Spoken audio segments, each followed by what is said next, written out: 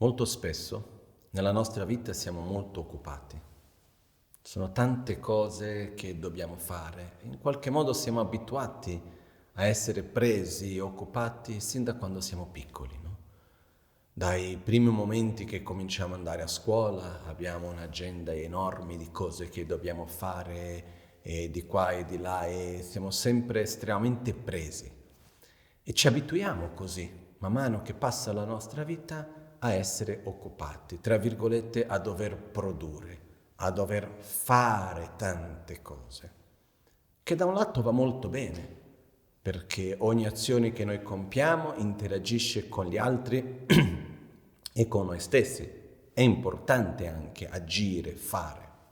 Però quello che accade allo stesso tempo è che le cose che noi facciamo cominciano e poi finiscono. I momenti che noi viviamo sono importanti, ma allo stesso tempo passano, finiscono. Mentre invece questi stessi momenti che passano vanno a interagire con il nostro essere, vanno a modellare, a trasformare il nostro essere. E noi diventiamo il risultato delle esperienze che noi viviamo, delle scelte che noi facciamo, delle azioni che noi compiamo. E per questa ragione in realtà è molto più importante non tanto quello che faccio, ma chi divento dinanzi alle cose che faccio. Ossia, vivo una certa situazione, interagisco con delle persone, faccio delle scelte, ho dei pensieri, dico delle parole, vivo delle interazioni, situazioni, eccetera. In che modo che queste esperienze vanno a trasformare il mio essere? Questo è estremamente importante, perché chi noi siamo è ciò che va a determinare il modo in cui noi andremo a vivere e sperimentare ogni situazione nel presente e poi anche nel futuro. E poi il nostro essere continua di momento in momento, di situazione in situazione, si trasforma, però c'è una linea di continuità. Ciò che io vivo nel momento presente oggi influenza fortemente come io andrò a vivere il momento successivo, sia nel futuro vicino che nel futuro remoto.